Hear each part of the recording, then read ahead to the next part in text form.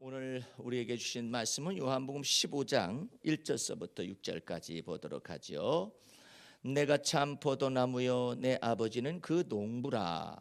무릇 내게 있어 과실을 맺지 아니하는 가지는 아버지께서 이를 채해 버리시고 무릇 과실을 맺는 가지는 더 과실을 맺게 하려 하여 이를 깨끗게 하시느니라. 너희는 내가 일러준 말로 이미 깨끗하였으니 내 안에 거하라. 나도 너희 안에 거하리라.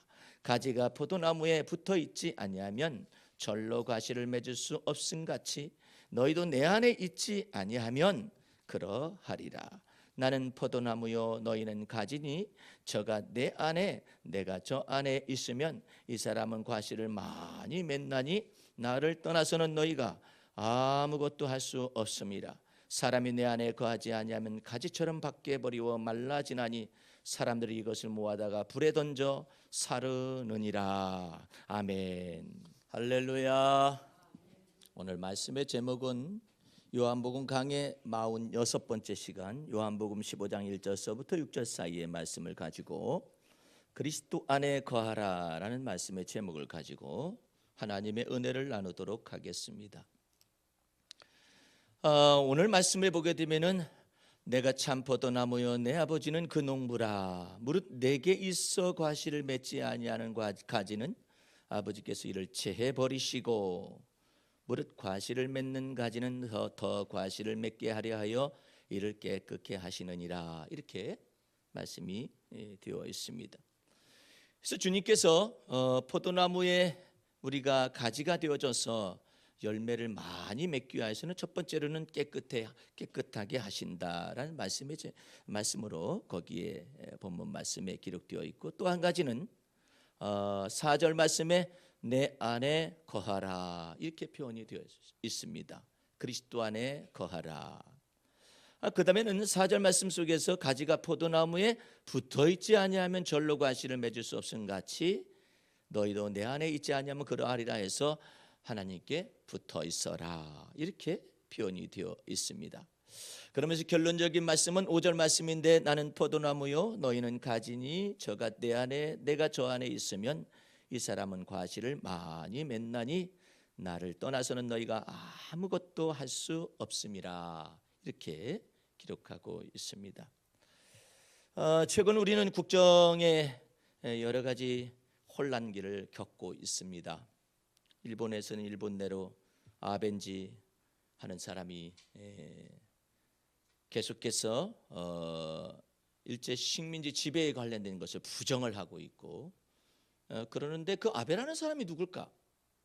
그래서 뒤를 추적을 해보니까 놀랍게도 그 사람은 일제 식민지 시대 때 마지막 총독의 아들이더라고요. 그러니까 그 정신이 군국주의 정신에 이게 탁 물들어 있는 사람이에요. 그러면 왜 그 사람들과 이와 같은 사람들은, 일본 사람들은 지도자들이 특별히 신사참배를 계속하고 있고, 종전의 헌법을 전체를 다 폐기하고 무장할 수 있는 그와 같은 길도 열어놓고, 또 신사참배를 여전히 하면서 다시 또 그쪽으로 가느냐. 2차 세계대전이 끝났을 때 메가더 이와 같은 신앙심 깊은 장군이, 연합군 장군이 일본의 천황을 앞에 놔두고 항복문서를 받을 때였었습니다. 제가 그 일본에 거기 갔었을 때 이 장소가 바로 그 장소라고 하면서 그걸 보여주는데, 뭐 지금이야 너무나도 많은 세월이 흘러가서 흔적도 없지만은 그 청사가 남아 있는데, 거기서 메가다 장군이 천황에게 항복 문서를 조인을 딱 도장을 받을 때 한마디를 합니다. 그 한마디가 뭐냐면 나는 신이 아니요 인간입니다라고 말하라. 그 항복 문서에 그것은 있을 수는 없죠. 그런데 메가다 장군의 개인적으로 지금 예수를 믿고 하나님을 믿고 있는 사람이기 때문에 정확하게 넌 천황이 아니라 너는 신이 아니라 나는 사람입니다라고 말하라. 그리고 그것을 말을 했습니다. 전 세계 라디오를 타고 이와 같은 내용들이 다 전달이 됐죠. 예. 그래서 항복 조인식이 이루어진 것입니다. 예. 그런데도 여전히 일본 사람들은 왜 저렇게 독일에 있는 총리가 와서 2차 세계대전에 대한 자기 자신들의 잘못들 이와 같은 것들에 관해서 고백을 하고 자백을 하고 이럼에도 불구하고 그 총리가 와가지고 일본도 이와 같은 이와 같은 죄책감을 가지고 부담을 가지고 한국을 대하고 또 동남아시아를 대해야 한다라는 것을 그렇게 얘기해 줌에도 불구하고 왜 그러느냐 이 말이에요. 망언이죠. 그 망발이 그 뇌리 속에 움직여 가지고 지금 군국 재무장을 하기 위한 이와 같은 것들이 나타나고 미국은 이 동북아 정세 속에서 이 모든 군축이라든 이 모든 것을 부담하기가 정치적으로나 군사적으로 버겁습니다. 예. 왜? 중국이라는 거대한 나라가 미국을 따라잡아요. 예. 경제적으로나 아니면 군사적으로나 다 따라잡습니다. 예.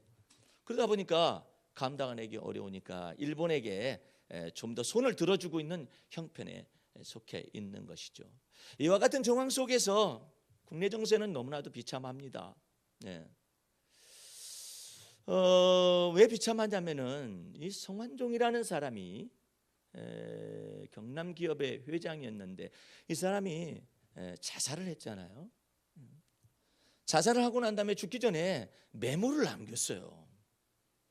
그때 당시 현 국무총리에게 뇌물을 준 것을 비롯하여서 새누리당이 어쩌고저쩌고 하면서 이와 같은 뇌물 공여의 내용들이 1억 2억 어쩌고저쩌고 하면서 쭉 나열해서 했는데 특별히 총리에 관하여서는 자기가 나를 갖다가 재판에 회부하거나 나를 조사하거나 할 사람이 당신이 조사받아야 할 사람이 저기 서 있다고 지목해가지고 말을 했습니다. 이에 대하여서 총리는 그때 당시 총리는 나는 그와 같은 전화를 처음 받았으며 마지막 받은 것이다. 거짓말을 했습니다. 국민들 앞에 했을 뿐만 아니라 언론 앞에서 했을 뿐만 아니라 아예 국회의사당 앞에서 했어요. 내가 그 사람한테 돈을 한 푼이라도 받았으면은 총리직을 그만두겠다. 그 다음에는 더 나아갔어요. 내가 그 사람한테 돈을 받았다면은 내 목숨을 걸겠다. 이와 같은 일들이 벌어졌어요. 그러면 성완종이라는 사람은 기독교적으로 볼 때 장로잖아요. 장로가 자살을 했어요. 어떤 사람이 내게 물었어요. 목사님, 장로도 자살합니까? 그래요. 내가 답변했어요. 사도도 자살하는데 뭐. 가룟 유다 자살했잖아요. 그런데 최근에 운동하고 있는데 거기서 목사님 한 분이 그 사람에 대한 내용을 자세히 얘기해 주는 거예요. 왜냐하면 그분이 다녔었던 그 교회의 담임 목사님이 이분의 친구가 돼가지고 아니 그 따위 어떻게 그런 사람을 갖다 장로로 세워놨냐고 그랬었더니 그 사람은 임직한 장로가 아니라 명예장로였어요. 명예장로. 교회 한번 출석도 하지 않고 예배 드리지도 않고 그 어머니가 독실하게 예수를 믿고 그러기 때문에 명예장로를 이렇게 세워놨다. 그러면 교회에 그러면 헌금이라도 많이 했느냐? 그랬더니 헌금은 무슨 헌금? 매주마다 올라오는 헌금은 그 사람 이름으로 2만 원씩 헌금 올라왔다.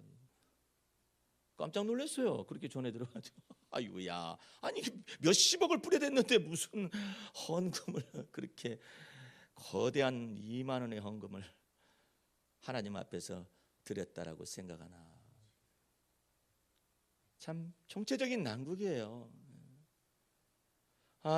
요즘 한국의 정세를 보면은요, 뭐 동방예의지국이라는 것 자체, 그 언어 자체가 없어요. 직계 존속과 직계 비속을 살해를 합니다. 아비가 자식을 죽이고 자식이 부모를 죽입니다. 형제가 형제를 쏴서 죽입니다.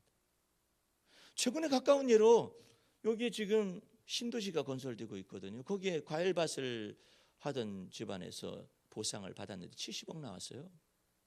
그런데 동생이 형님한테 쫓아가 가지고 돈 좀 달라고 하는 겁니다. 이거 뭐 형님 것이 아니라 위로부터 조상에게 물려받은 것, 보상받은 것인데 같이 좀 나눠 쓰십시다. 그러니까 못 주겠다, 주겠다, 달라, 못 주겠다니까 동생이 격분해 가지고 엽총을 가지고 와 가지고 다 쏴서 죽였잖아요.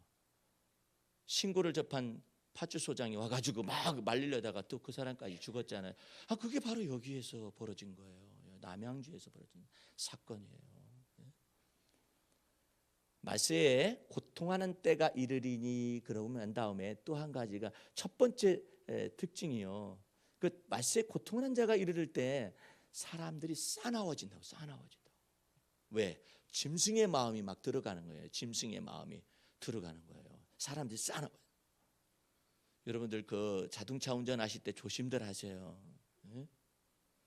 어쩌다가 내가 급해가지고 앞서잖아요. 앞서면 큰 듯이 뒤차다가 미안하다고, 미안하다고 너무나 급작스럽게 이게 들어와서 그러면은 미안하다고 그 비상등을 눌러서 미안하다 3번은 하셔.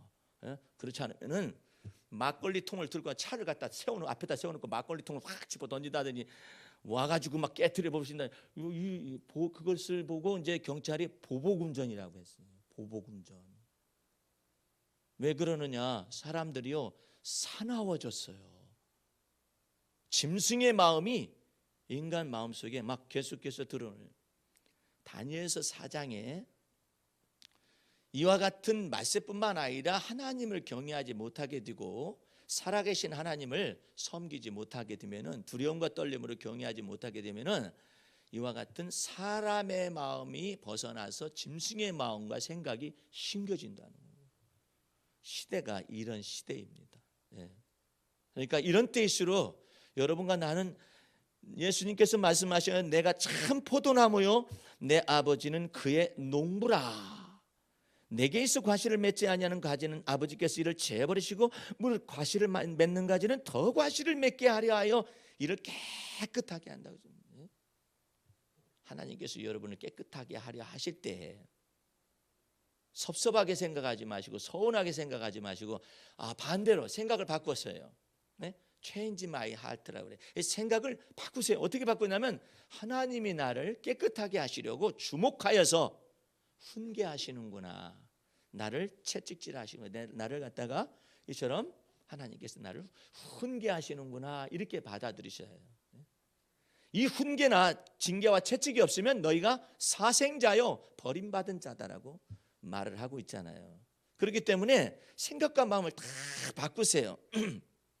여러분과 나는 어떻게 해요? 하나님께서 첫 번째 나를 깨끗하게 하시려고 나를 간섭하시는구나. 그 간섭하실 때 주 앞에서 여러분과 나의 자세가 있어요. 어떤 자세냐? 내 안에 거하라. 주님께서 말씀을 그리스도 안에 거하라. 항상 그리스도 안에 거하는 거. 두 번째로는 뭐냐면 너희가 내게 붙어 있으라 그러는 거예요. 어느 때 붙어 있느냐? 제가 여러분에게 말씀을 이렇게 전달해 드릴 테니까 자세히 들으시고 이때 붙어 있으라는구나. 사도 바울은 무엇을 느꼈느냐면 자기가 전도자의 삶을 살면서 사도적인 삶을 살면서 무엇을 느꼈느냐면 사방으로 우겨싸임을 당하고 있다라는 생각을 가졌어요. 이때에도 여러분과 나는 하나님께 붙어 있으시기 바랍니다. 붙는 거야. 답답한 일을 당한 것을 한두 번 경험한 게 아니에요. 사도 바울이. 이때 여러분과 나는 이때일수록 더욱더 주님께 붙어 있으시기 바랍니다. 더 자꾸 붙어 있는 거야. 그리스도 안에 내가 거하는 거야. 답답한 일을 당할 때 더욱더 그리스도 안에, 낙심하는 일을 당할 때 더욱더 그리스도 안에, 또한 핍박을 받을 때 더욱더 그리스도 안에 계속해서 붙어 있는 거예요. 붙어 있으라. 이게 굉장히 중요해요. 내가 사망의 음침한 골짜기를 지나간다 할지라도 다윗은 어떻게 하냐? 내가 주님께 붙어 있습니다. 자기 속에 결핍이나 궁핍이나 어려움이 나타나요. 경제적인 어려움이 나타날 때도 다윗은 하나님께 붙어 있습니다. 어떻게? 여호와가 나의 목자시니 내게 부족함이 없으리로다. 그가 나를 반드시 어떻게 하느냐? 푸른 조장에 누이시고 쉴만한 물가로 인도하실 것이다. 제가 그 신앙생활 처음 할 때요. 어떤 강사님이 목사님이 오셨어요. 그때가 19살 때 신앙생활 시작을 했었거든요. 그런데 헌신 예배 때 그 목사님이 말씀하는 것 가운데 아주 놀라운 말 하네요. 여러분들 11조라는 것은 하나님이 내게 주신 모든 것 가운데 구별하여 10분의 1을 드리는 것인데 그 11조 외에 특별한 하나님의 은총의 길이 있습니다. 그 은총의 길이 무엇일까? 그 은총의 길이라는 것은 11조 외의 것입니다. 이것은 자기의 믿음의 분량대로 하는 것입니다. 그것이 뭐냐? 잠언에 있어요. 여러분들 잠언에 특별한 주님의 길이 따로 있어요. 잠언에 제가 읽어드리겠어요. 잠언 3장 9절 말씀에 내 재물과 내 소산물의 처음 익은 열매로 여호와를 공경하라. 그리하면 내 창고가 가득히 차고 내 집들의 새 포도즙이 넘치리라. 이 내용을 얘기하는 거예요. 그 목사님이 그 내용을 얘기하시면서 여러분 가운데서 이 말씀을 믿음으로 받고자 원하는 사람은 11조의 의미가 아닙니다. 이것은 11조가 아니라 자기 소득의 첫 것을 하나님 앞에 다 드리는 것입니다. 마음속에 받으실 분은 받으세요. 근데 그 말이 제 마음에 쏙 들어왔어요. 그래서 그때 당시에 제가 첫 번째 교육전도사 사례비가 3만 원이었어요. 1970 그러니까 80년도 초죠. 그때 3만 원을 받았는데 여기 우리 어머님은 예수를 안 믿으시고 나 예수 믿는 나하고 절천지 왼수 덩어리가 돼가지고 쳐다보지도 않고 그럴 정도로 다툼이 많고 그러셨기 때문에 그런 말을 할 수가 없었었죠. 그런데 그 3만 원은요 내 한 달간의 생활비였었어요. 그런데 이것을 그대로 그 목회자가 와가지고 이 말씀을 읽으시고 한 그것대로 제가 마음속에서 결심하고 3만 원을 다 갖다 드렸습니다. 그 다음부터는 쫄쫄쫄쫄 굶어요. 예. 굶어도 기쁘고 즐거웠어요. 예. 왜 이렇게 기쁘고 즐거운지, 이야, 내가 이렇게 드릴 수 있다라는 것이 너무나 감사해요. 부흥회를 갔었더니 여러분들이 있는 마음속에 있는 거 뭐 성령께서 감동 주시는 애들 다 하나님 앞에 헌신하라 해가지고 손목시계를 또 갖다 드려버렸는데 우리 어머니 몰라요. 예. 왜냐하면 손목시계가 내게 가지고 있었는데 이 손목시계를 그냥 드릴 것이 없어서 가난한 신학생이니까 이게 다 드렸어요. 예. 드렸었더니 거기 부흥강사 연합회에 저희 담임 목사님이 소속되어 있었는데 나 이 시계 어디서 많이 본 시계인데 나를 부르는 거예요. 전도사님, 혹시 전도사님 시계야? 예. 왜 이걸 하나님 앞에 드렸어? 제가 드릴 게 없어가지고 그거 드렸습니다. 그랬더니 우리 목사님 뭐라 하냐면 잠깐만 있어. 목사님들하고 의논하는 거예요. 이건 저 신학생은 굉장히 가난해요. 가난한데 시계가 없으면 신학생이 어떻게 시간을 보고 학교를 왔다 갔다 하고 그래야 하는데 어떻게 되겠느냐고 우리 이거 다 돌려주기로 합의하십시다 해가지고 그 시계를 도로 나한테 돌려주는 거예요. 담임 목사님이 대신해서 헌금을 했는지 안 했는지 내가 잘 모르겠어요. 예? 근데 나는 굉장히 마음에 기뻤었어요.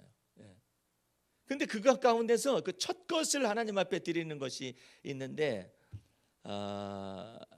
내가 여기 우리 장남한테 내가 그 얘기를 했어요. 너 하나님 앞에 드리는 거 생각해봐라. 생각해보라고 하지 뭐 믿으라고 하겠어요? 요즘 젊은이들한테 믿으라고 하면은 하나님께서 내 돈 뺏어가려고 그러시는구나 이럴 수도 있잖아요. 생각해봐라. 그랬더니 그것이 얼마가 됐든지 간에 상관없이 이 첫 것을 이렇게 다 드린 거예요. 첫 것을. 예? 내가 그래가지고 굉장히 마음에 기뻤어요. 이것은 11조라는 것은 주님이 내게 주신 모든 것 가운데 10분의 1을 구별해서 드리는 거잖아요. 그런데 이것은 첫 것이에요. 예? 이 첫 것의 의미는 굉장히 큽니다. 이제 여기 이제 제 아들은 한 달 동안 이제 어떻게 살아갈지 모르는 거야 이제.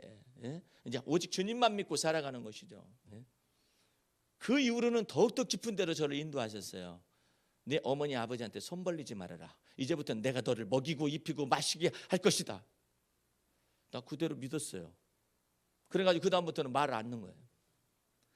김치가 떨어져도 말을 하지 않고 그 다음에 쌀이 떨어져도 말을 하지 않고 자취를 하고 앉아 있었는데 자취방 한 칸을 건국대 앞에서 얻어가지고 이렇게 있었어요. 여인숙을 이렇게 하고 있었는데 그 집에 한 칸을 얻어가지고 제가 신학교를 다니면서 자취 생활을 하고 있었는데 주님께서 갑자기 이제는 돈을 끊으시더니 이제는 양식을 다 끊어버립니다.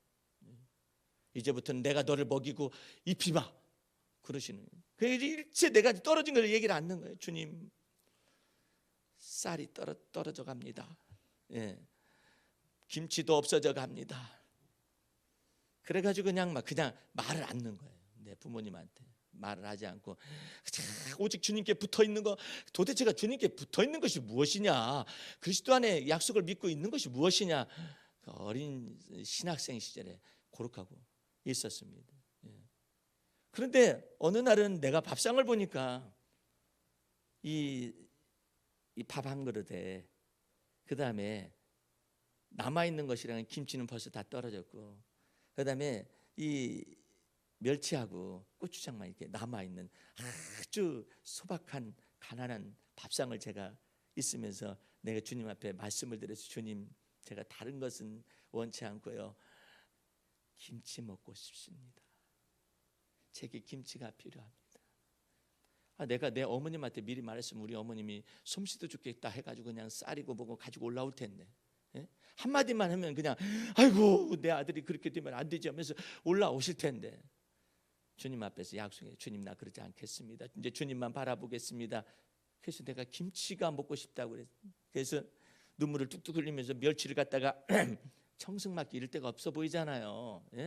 멸치를 고추장에 찍어가지고 먹으면서 김치 먹고 싶어요 이랬어. 그날따라 비가 내리는데 비 내리는 창밖으로 찬송가 소리가 갑자기 울려 퍼지면서 어떤 사람이 오는 거예요. 나 어젯밤에 잘 때 한 꿈을 꾸었네. 그 옛날 예루살렘 성문 곁에 섰더니 허다한 무리들이 장화하는 소리가 하면서 막 거룩 이게 무슨 찬송인지 하여튼 그 찬송을 막 부르면서, 거룩한 성인데 그 찬송을 부르면서 딱 그런데 목소리를 들어보니까 우리 담임 목사님 아들이에요. 아들이 이 들어오는 거죠. 그래서 방전사님 하면서 문을 두들기는데 누구시냐고. 내가 내 초라한 밥상이 보이잖아요. 그래서 문을 이렇게 열어줬어요. 그랬더니 손에 무엇이 이게 담겨져 있어요, 그릇에. 그랬는데 이 사람이 비를 척척 맞으면서 이 그릇에 뭘 하나를 가지고 찬송을 부르면서 온 거예요. 그런데 들어오시죠 하면서 내가 문을 열고 이 사람이 탁 들어올 때 내가 엎드렸어요. 왜 엎드렸느냐? 그리스도께서 들어오셨어요. 그 사람이 분명히 내 친구가 들어왔는데 그리스도의 그 옷자락이 끌린 제사장의 요한계시록 1장에 나타내는 그 그리스도께서 그와 더불어 쑥 들어오셨어요. 그러면서 이 사람이 겸손하게 내게 말을 했어요. 뭐 하고 드세요? 이렇게 먹습니다. 그랬더니 세상에 몰랐습니다. 근데 가져온 것은 뭐예요? 그랬더니 김치 한 사발을 가진 김치 한 사발. 그래서 왜 김치를 가져온 거예요?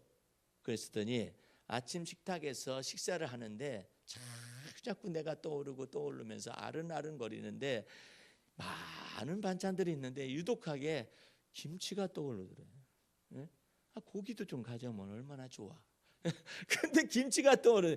그 김치를 들고 나는 김치만 원했었잖아요. 그러니까 주님께서 내한테 이 지금 신앙생활에 처음에 열매를 맺히는 거예요. 이 주님과 이게 마음을 합해가지고 내가 믿음으로 주 앞에 기도했었을 때 하나님이 내 속에서 먹이신다는 것이 무엇인가를 지금 가르치기 위해서 이 김치 한 사발이, 그거 감동받아 그 김치 한 사발 들고 비를 축축축 맞아가면서 찬양을 부르면서 그 골목길을 지나서 내 방으로 쑥 들어오는데, 그가 성령의 감동을 받아서 김치를 들고 왔기 때문에 그리스도가 휙 들어온 거예요. 그래서 내가 무릎을 꿇었다니까요. 엎드렸다니까요.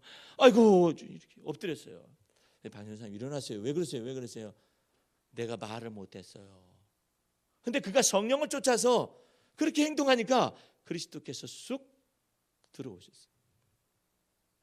가난한 내 밥상 속에, 그 가난한 것이 귀중한 것도 아니고 밥상이 초라한 것도 귀중한 것도 아니고, 가장 귀중한 것은 내 밥상 속에 주님이 임재하시더라 이 말이에요. 믿음 가지고 주 앞에서 살아가니까 그 다음부터 계속해서 주님 앞에 말씀을 드려요. 주님 앞에 이거 필요합니다. 이거 필요합니다. 이거 필요합니다. 이거 필요합니다. 가난함에도 불구하고 주님께 붙어 있는 것을 배웠어요. 조금 있다가는 주님께서 나를 갖다가 완전히 또 붙어 있는가 안 붙어 있는가를 시험하기 위해서 저 멀리 경남 진주에서부터 가출한 3명의 녀석들이 하필이면 우리 교회 옆에 새벽 기도하는 데 와가지고 거기서 있더라고요. 야, 너네들 뭐 하는 아이들이냐? 이랬더니 무슨 일이래? 너네 어디서 온 거야? 그랬더니 저희는 뭐 경남 진주에서 올라왔습니다. 왜 왔어? 그랬더니 아유 그렇게 너네 가출했구나. 네. 밥 먹었냐? 안 먹었는데요. 갈 데 있냐? 없는데요. 날 따라오너라. 이야 담대하다. 따라와라. 그런데 그 자취방에 가게 하고 난 다음에 애들을 내 방에 들이기 전에요. 얘는 가만히 앉아 있어. 내가 세수물을 타다가 아이들 발을 다 씻겨줬어요. 이야 정말 대단하다. 내가 생각해도 대단하다는데 어떻게 내가 그렇게 했는가 몰라요. 아마 예수님이 마음을 내게 주셨는가 봐요. 다 씻겨가지고 반찬 없는 밥이지만 다 이렇게 먹여가지고 그 다음에는 이제는 너네들 집으로 가야지 않겠어? 그랬더니 안 갑니다. 가면 맞아 뒤집니다. 그러면 너네 어떻게 하면 좋니? 저희들 취직시켜달래. 그래서 짜장면집에 아저씨한테 연락을 해가지고 짜장면집 취직을 시키고 그랬더니 짜장면집 주인 아저씨가 이게 다른 데도 또 짜장면집을 하니까는 이 사람들이 생각하는 거예요. 가출한 녀석들은 분명히 한꺼번에 도망갈 수도 있다. 그러니까 나눠놓는 거야 아이들을 이렇게. 나는 그것도 모르고 있었는데 5월 달 지금 얼마 안 있으면 어버이 주일이 다가오잖아. 애들이 다 도망 나왔어요. 도망 나와가지고 쫓겨난 거예요. 내가 보증서 썼는데 내가 가가지고 다 잘못했다고 내가 잘못했다고 하면서 다 해가지고 애들 빼나와가지고 또 집에 데려가서 밥 먹게 오는. 야 너네들 어떻게 했으면 좋겠냐? 집에 보내달래요. 아니 집에 보내달라면 이 새놈이 집에 보내달라고 하면 차비는 어떡하고? 난 돈도 없는데. 그래가지고 내가 마음속에 인색한 마음이 쑥 들어가는 거예요. 집에 보내달라고? 그런데 그때 성령께서 내 마음속에 누가복음 6장에 있는 말씀을 떠올리셨어요. 주라 그리하면 후히 되어서 흔들어가지고 넘치도록 너에게 안겨주리라. 이 말씀이 뭐다냐. 그래가지고 결심했어요. 내가 너희를 데리고 가마. 그러면 내 나머지 생활비가 몽땅 쏟아 부어야 거기까지 가는 기차비에다가 이걸 다 마련할 수 있거든요. 그래서 그 아이를 그 중에서 2명은 남겠다 하니까 한 아이를 데리고 제가 전화 걸어가지고 이제 내려갔습니다. 밤 늦게까지 내려가가지고 딱 도착해서 있었더니 그 아버지가 막 뛰어나와가지고 가출한 아들을 갖다가 이렇게 데려왔다 감사하다고 하면서 다 조를 갖다가 밤 10시쯤 됐는데 이 경남 진주에 가면은 그 진주 남강 종합버스 터미널이 있어요. 터미널에 식당을 하고 있는 분. 문을 다 닫았는데 딱 저를 안쪽에 앉더니 그냥 무릎을 다 꿇으시는 거예요. 2분이 다 부모님들이 우리 아들을 이렇게 데려와 주셔서 감사하다고. 아유 정말 죄송합니다. 이렇게 데려와야 하는지 아니면 어떻게 하는지 잘 몰라서 이렇게 했습니다. 그러니까 막 이 철이 없는 녀석은 그냥 엄마 품에 안겨가지고 그러는데 그 어머니가 회개를 하는 거예요. 목사님 따님인데 불교에 있는 남편한테 와가지고 예배도 드리지도 못하고 이처럼 살다가 아들이 뛰쳐나가니까 이게 전부 다 자기가 잘못했다라고 해서 회개하면서 내게 쫙 데려오셨노라고. 그래서 조금 있었더니 그냥 날벼락 같은 소리가 나는 거야. 너 이놈의 새끼 너 왔어? 누군가 했더니 그 형님이 이 아이를 찾느라고 지금 막 며칠간을 이 아이를 찾느라고 전국에 그냥 막 수배령을 내리고 막 이 난리를 쳤는데 못 찾았었거든요. 근데 이 아이를 데리고 이렇게 왔는데 너희는 때려 죽일 놈 같으니라고 이렇게 하면서 말을 하니까 그 어머님이 있다가 여기 이분 전도사님이신데 이분이 이 아이를 데려왔단다. 너 인사드려. 와 그러니까 진주 사람들 양반이 돼. 내가 얼마나 젊었을까요? 신학생 때니까 큰 절을 막 데려와 주셔서 감사합니다. 그래가지고 거기서 한 이틀인가 거기서 더 머물다가 제가 올라오게 됐는데 올라오는데 봉투를 탁 내미는 거예요. 한 달에 생활비가 15만 원이라면 거기 30만 원이 들어있는 셈이에요. 이것을 딱 나한테 주면서 신학생이 무슨 돈이 있겠느냐고 가서 책을 사보라고 말이야. 예?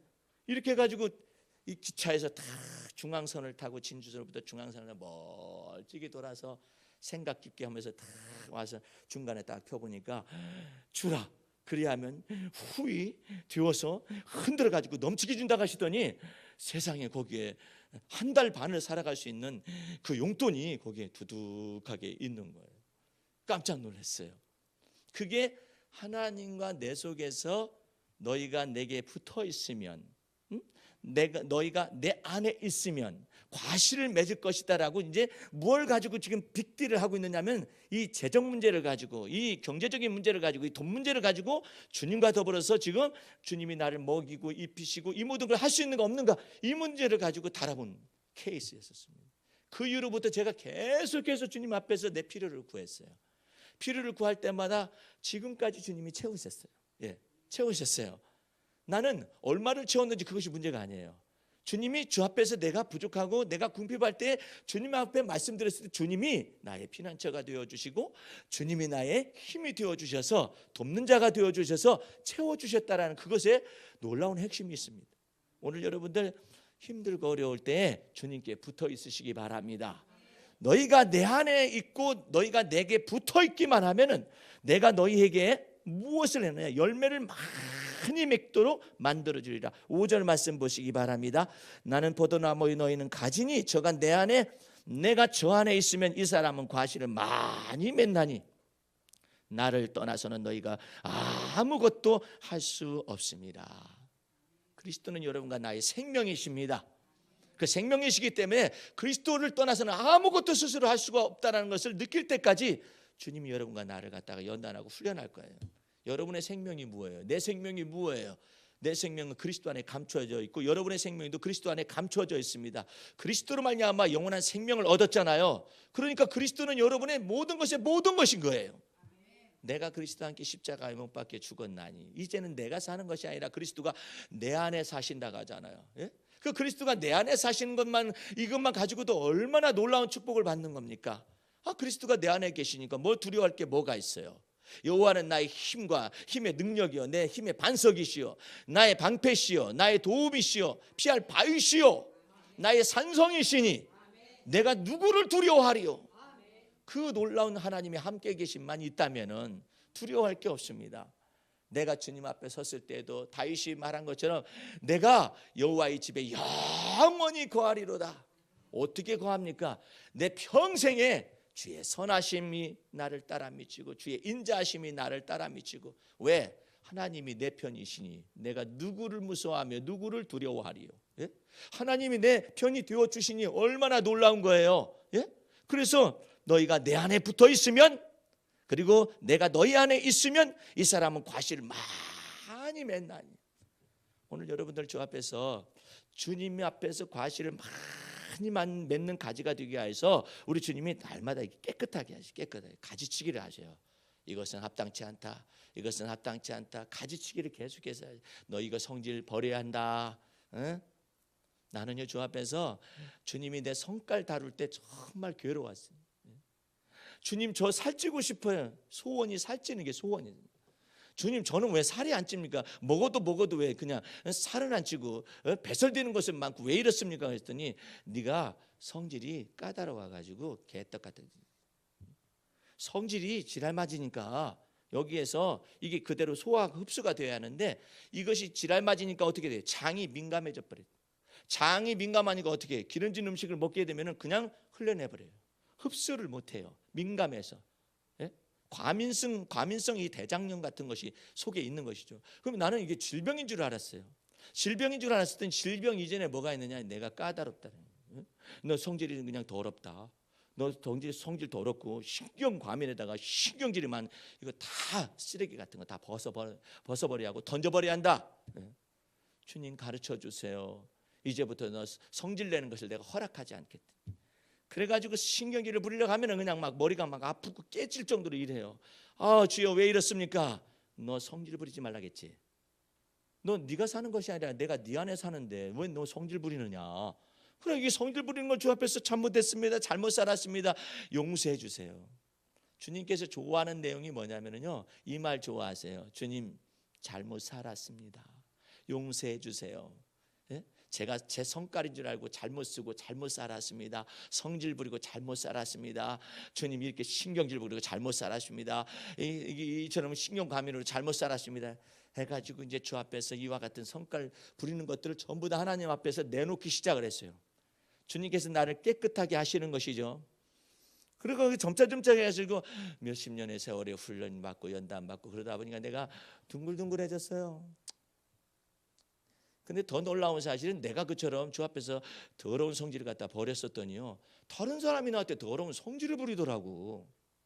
아니 저 사람이 왜 나한테 더러운 성질을 부리는 거야? 진짜 못 같네. 이렇게 하잖아요. 그러면 성령님께서 내 안에서 그러시면 너 전에 많이 그랬어. 그래가지고 내가 어떻게 해요? 이제 용납합니다.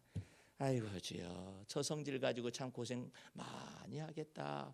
마음고생 많이 하겠다. 저 성질, 더러운 성질 가지고 있게 되면 나중에 결혼해가지고 부인 참 어지간히 고생 바가지 뒤집어 쓰겠다. 생각 뻔하죠 뭐. 예? 그래가지고 이 성질이 더러운 것 때문에 주 앞에서 잘못 살았습니다. 주님, 내가 신경이 과민해서 잘못 살았죠. 너무나 예민한 거 사하시옵소서. 예민한 것도 주 앞에서, 날카로운 것도 주 앞에서 막 둥글둥글해지기까지 용서해달라고 하면서 주 앞에서 이 모든 성깔들을, 우울한 기분들을 다 주 앞에 내어놓고 씻기 시작을 했어요. 그랬더니요, 지금 내 마음속에요, 제 이름이 본래 이름이 희복이에요. 희복, 기쁘리자에다가 복복자거든요. 나는 그걸 이렇게 해석해요. 오직 이나 복이 없었으면 그냥 희복이라는 이름을 지어놨겠는가. 예? 근데 이제는 주님이 내게 복에 복을 더하셔서 할렐루야, 항상 기뻐하고 범사에 감사하고 낙심과 좌절하지 않고 주 앞 주님 바라볼 수 있는 거 얼마나 감사합니까? 주의 놀라운 은혜가 내 안에 있었던 것처럼 여러분 안에도 있을 수가 있습니다. 할렐루야. 어떻게 하면 되느냐? 주님께 붙어 있으면 어느 때에도 답답한 일 당할 때 주님께 붙어 있고, 낙심된 일 당할 때도 주님께 붙어 있고, 주님 제가 이때 주님께 붙어 있습니다. 내가 이때 주님 안에 거합니다. 주님 바라봅니다. 나의 믿음의 주여, 나를 온전케 하시는 예수님 바라봅니다 하면서 주 앞에서 주님을 바라보고 그랬었더니 주님이 내 속에서 임재하시더라 이 말이에요. 오늘 주님 앞에서 다시 한번 오늘 결론의 말씀을 여러분에게 5절 말씀 읽고 마치도록 하겠습니다. 나는 포도나무요 너희는 가지니 저가 내 안에 내가 저 안에 있으면 이 사람은 과실을 많이 맺나니 나를 떠나서는 너희가 아무것도 할 수 없음이라. 할렐루야. 주의 은혜가 여러분 속에 있으시기를 주의 이름으로 축원합니다. 기도하겠습니다.